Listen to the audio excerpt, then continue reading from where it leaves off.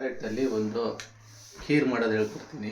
ಅದಕ್ಕೆ ಏನೇನು ಇಂಗ್ರೀಡಿಯೆಂಟ್ ಬೇಕು ನೋಟ್ ಮಾಡ್ಕೊಳ್ಳಿ, ಬನ್ನಿ ತೋರಿಸ್ತೀನಿ. ಮೊದಲಿಗೆ ಕ್ಯಾರೆಟ್ ತುರಿದಿಟ್ಕೊಂಡಿದ್ದೀನಿ, ಹಾಲು, ದ್ರಾಕ್ಷಿ, ಗೋಡಂಬಿ, ಬಾದಾಮಿ, ಮಿಲ್ಕ್ ಮೇಡು, ತುಪ್ಪ, ಕೋವಾ, ಬಾಸ್ಮತಿ ಅಕ್ಕಿನ ನೆನೆಸಿಟ್ಕೊಂಡು ಅದನ್ನು 5 ನಿಮಿಷ ನೆನೆಸಿಟ್ಕೊಂಡು ಅದನ್ನು ಗ್ರೈಂಡ್ ಮಾಡ್ಕೊಂಡಿದ್ದೀನಿ. ನೋಡಿ, ಹಾಲು ಕಾಯಕ್ಕೆ ಇಟ್ಕೊಂಡಿದ್ದೀನಿ. 5 ನಿಮಿಷ ಹಾಲು ಕಾಯಲಿ. ಹಾಲು ಕಾಯೋದ್ರೊಳಗೆ ಈ ಕ್ಯಾರೆಟ್ನ ತುಪ್ಪದಲ್ಲಿ ಹುರ್ಕೊಳ್ಳೋಣ.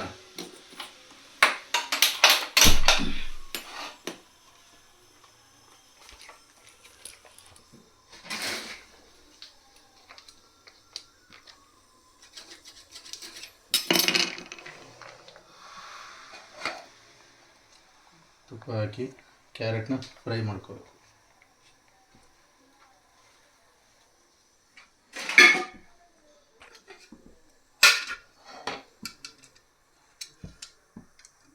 ತುಪ್ಪ ಕಾಯಲಿ.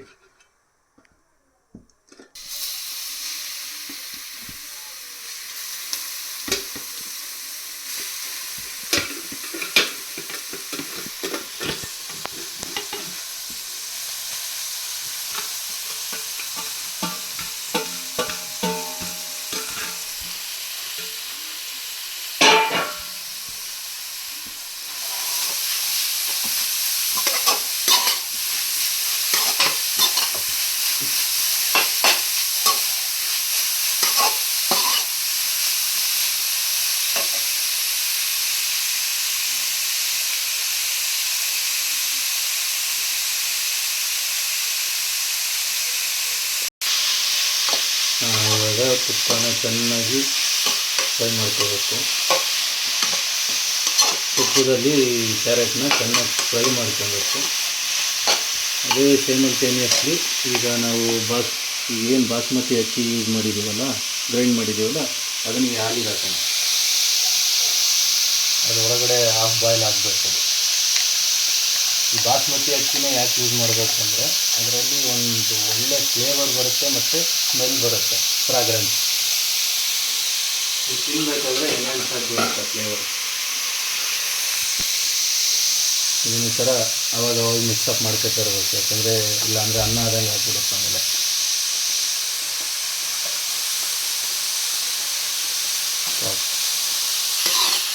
ಇದನ್ನು ಚೆನ್ನಾಗಿ ಫ್ರೈ ಮಾಡ್ಕೋಬೇಕು, ಯಾಕಂದರೆ ಇದರೊಳಗಿರೋ ನೀರಿನ ಅಂಶ ಮತ್ತು ಸ್ವಲ್ಪ ಕಹಿ ಇರುತ್ತೆ, ಕಹಿ ಅಂಶ ಅದೆಲ್ಲ ಹೋಗಬೇಕು.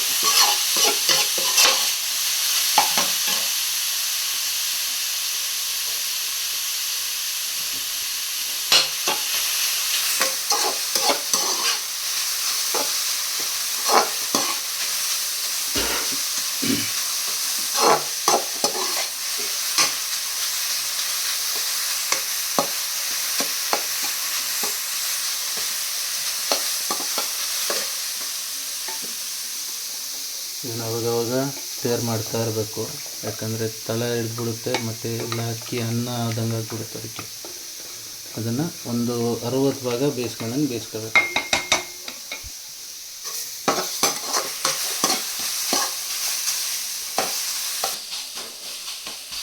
ಈಗ ಇದನ್ನು ಬೇಯಕ್ಕೆ ಇಟ್ಕೊಂಡು ಇದಕ್ಕೊಂದು ಮೇಲ್ಗಡೆ ಫ್ರೈಗೆ ಹಾಕೋಕ್ಕೆ ಮೇಲ್ಗಡೆ ಅದಕ್ಕೆ ಬಾದಾಮಿ ಹೆಚ್ಕೊಳ್ಳೋಣ.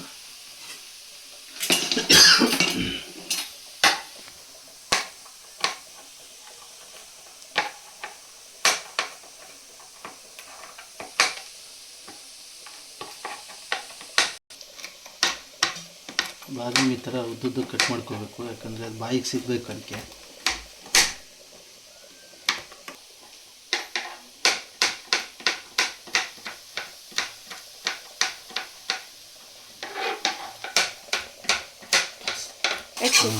ಇನ್ನೊಂದು ಇಂಗ್ರೀಡಿಯೆಂಟ್ ಮರ್ತ್ಬಿಟ್ಟಿದ್ದೆ, ಏಲಕ್ಕಿ ಪುಡಿ ಬೇಕು. ಇಲ್ಲ ಏಲಕ್ಕಿನ ಪುಡಿ ಮಾಡಾದರೂ ಹಾಕ್ಬೋದು, ಏಲಕ್ಕಿ ನನಗೆ ಬೇಕಾದರೂ ಹಾಕ್ಬೋದು. ನೋಡಿ, ಈ ಥರ ಪುಡಿ ಮಾಡಿ ಇಟ್ಕೊಂಡಿದ್ದೀನಿ ಬಾದಾಮನ್ನ. ಹೀಗೆ ಇನ್ನೊಂದು ವಸ್ತು ಸೇರಿಸ್ಕೊಂಬಿಡೋಣ, ಏಲಕ್ಕಿ ಇನ್ನೊಂದು ಸ್ವಲ್ಪ ಪುಡಿ ಮಾಡ್ಕೊಂಬಿಡೋಣ. ಈ ಏಲಕ್ಕಿ ಪುಡಿ ಮಾಡ್ತೀವಲ್ಲ, ಇದ್ರ ಮೇಲ್ಗಡೆ ಇರುತ್ತಲ್ಲ, ಇದನ್ನು ಅದಕ್ಕೆ ಹಾಕಿದ್ರೆ ಇನ್ನೂ ಟೇಸ್ಟು ಚೆನ್ನಾಗಿ ಬರುತ್ತೆ ಮತ್ತು ನೋಡೋಕ್ಕೂ ಒಂದು ಲುಕ್ಕಾಗಿ ಕಾಣುತ್ತೆ.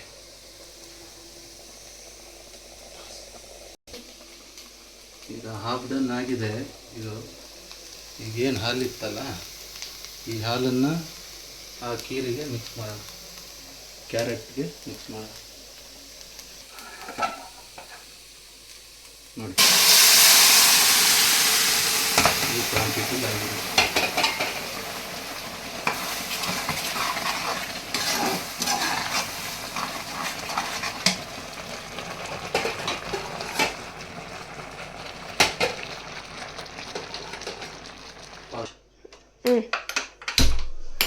ನೋಡಿ, ಈಗೇನು ಬಾಸ್ಮತಿ ಅಕ್ಕಿ ನಾನು ಹಾಕಿ ಹಾಲಲ್ಲಿ ಬೇಯಿಸ್ಕೊಂಡಿದ್ನಲ್ಲ, ಅದನ್ನು ಈಗ ಕ್ಯಾರೆಟಿಗೆ ಹಾಕಿದ್ದೀನಿ.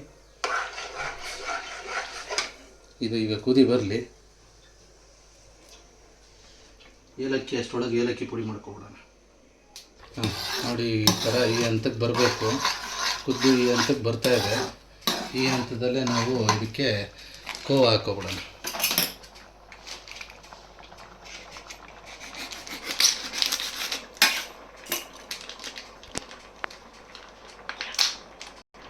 ನೋಡಿ, ಈ ಹಂತದಲ್ಲೇ ಇದಕ್ಕೆ ಕೋವಾ ಹಾಕ್ತಾಯಿದ್ದೀನಿ.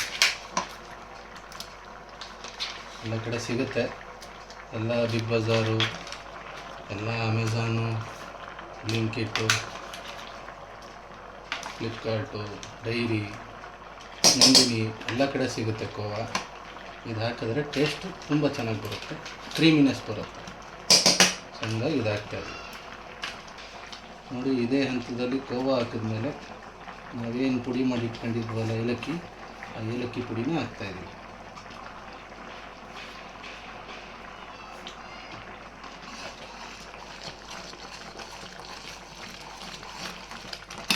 ಅವಾಗ ಈ ಥರ ಸ್ಟೇರ್ ಮಾಡ್ತಾ ಇರಬೇಕು, ಇಲ್ಲಾಂದರೆ ಗಟ್ಟಿ ಆಗಿಬಿಡುತ್ತೆ. ನೋಡಿ, ಇದೇ ಹಂತದಲ್ಲಿ ಸಕ್ಕರೆ ಹಾಕ್ತಾಯಿದ್ದೀನಿ. ಸುಮಾರು 1 ಕಪ್, ದೊಡ್ಡ ಕಪ್ಪಲ್ಲಿ 1 ಕಪ್ಪು, ಇಲ್ಲ ಚಿಕ್ಕ ಗ್ಲಾಸಲ್ಲಿ 1 ಗ್ಲಾಸು. ನಿಮ್ಗೆ ಟೇಸ್ಟಿಗೆ ಎಷ್ಟು ಬೇಕೋ ಅಷ್ಟು.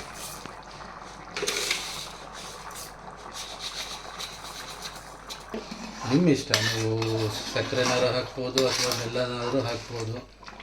ಅವರವರ ಟೇಸ್ಟಿಗೆ ಪ್ರಕಾರ ಯಾವ್ದು ಬೇಕಾದರೂ ಹಾಕ್ಕೋಬೋದು. ಇದೆಲ್ಲ ಹಾಕಿ ಸಕ್ಕರೆ ಎಲ್ಲ ಕರಗೋವರೆಗೂ ಸ್ವಲ್ಪ ವೆಯ್ಟ್ ಮಾಡಬೇಕು. ಅದು ಲೋ ಫ್ಲೇಮಲ್ಲಿ ಬೇಯಿಸ್ಕೊಂತ ಬರೋಣ. ನೋಡಿ, ಈಗ ಇದೇ ಟೈಮಲ್ಲಿ ಮಿಲ್ಕ್ ಮೇಡ್ ಸ್ವೀಟ್ಗೋಸ್ಕರ ಮತ್ತು ಫ್ಲೇವರ್ಗೋಸ್ಕರ ಮತ್ತು ಕ್ರೀಮಿನೆಸ್ಗೋಸ್ಕರ ಮಿಲ್ಕ್ ಮೇಡ್ ಹಾಕ್ತಾಯಿದ್ದೀನಿ. ಹಾಕಿದ್ಮೇಲೆ ಒಂದು ರೌಂಡ್ ನೀಟಾಗಿ ಎಲ್ಲದನ್ನು ಕಲಿಸ್ಕೊಬೇಕು. ಯಾಕಂದರೆ ಕೆಳಗಡೆ ಕೋವಾ ಬಂದು ಕೆಳಗಡೆ ಕೂತಿರುತ್ತೆ, ಅದನ್ನು ಸ್ವಲ್ಪ ಚೆನ್ನಾಗಿ ಮಿಕ್ಸ್ ಮಾಡಬೇಕು.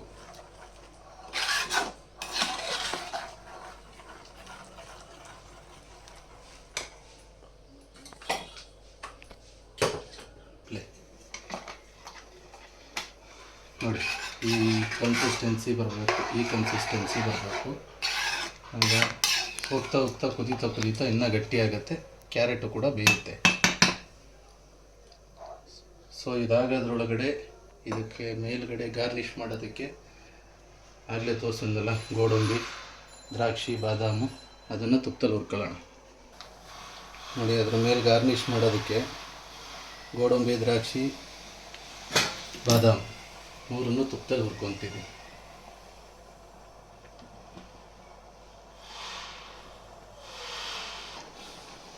ತುಪ್ಪ ಇನ್ನೂ ಕಾದಿಲ್ಲ, ಸ್ವಲ್ಪ ಬಿಸಿ ಮಾಡ್ಕೊಳ್ಳೋಣ. ದಯವಿಟ್ಟು ಯಾರು ಬೇಜಾರು ಮಾಡ್ಕೋಬೇಡಿ, ನಮಗೆ ಅಷ್ಟೊಂದು ಎಡಿಟಿಂಗ್ ಸೆನ್ಸ್ ಗೊತ್ತಿಲ್ಲ, ಎಡಿಟ್ ಮಾಡೋಕ್ಕೆ ಬರೋಲ್ಲ. ಹಾಗಾಗಿ ಅದೇ ಥರ ಆಗ್ತಾಯಿದ್ದೀವಿ. ಏನಾದರೂ ತಪ್ಪಾಗಿದ್ದರೆ ಕ್ಷಮೆ ಇರಲಿ.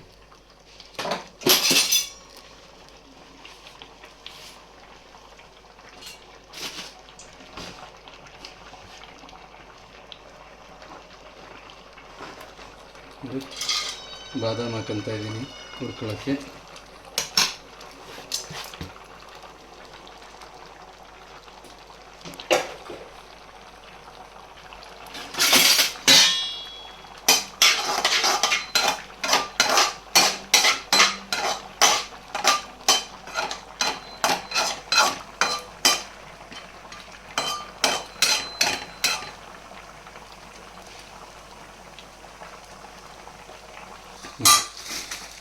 ನೋಡಿ ಈಗ ಹಂಗೆ ಗೋಡಂಬಿ ಹಾಕ್ತೆ.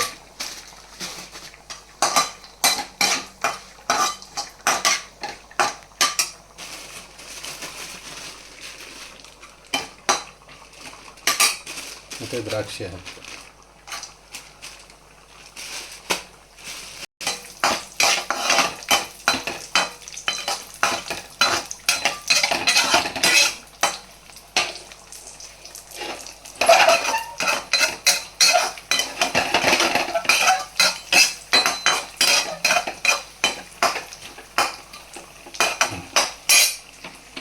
ಅದನ್ನು ಇದಕ್ಕೆ ಹಾಕ್ತಾ ಇದ್ದೀನಿ.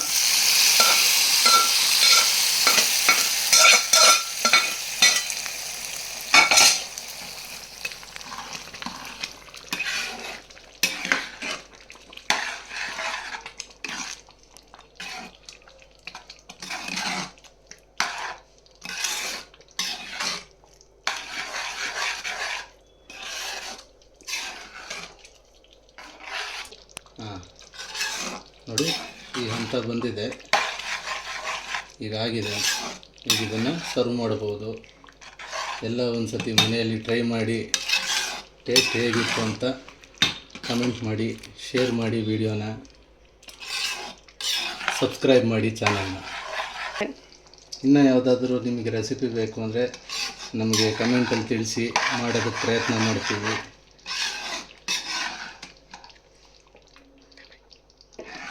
ಎಲ್ಲರಿಗೂ ನಮಸ್ಕಾರ. ಎಲ್ಲ ತಿಂದು ಹೇಗಿದೆ ಅಂತ ಮನೇಲಿ ಟ್ರೈ ಮಾಡಿ, ತಿಂದು ಹೇಗಿದೆ ಅಂತ ಕಮೆಂಟ್ ಮಾಡಿ ಮರಿಬೇಡಿ. Thank you. ಸಾರಿ, ನನ್ನ ಮಗಳು ಹಿಂಗೆ ಹೇಳು ಅಂತ ಹೇಳ್ಕೊಡ್ತಿದ್ದಾಳೆ. ಎಲ್ಲರಿಗೂ ಧನ್ಯವಾದಗಳು. ಬಾಯ್.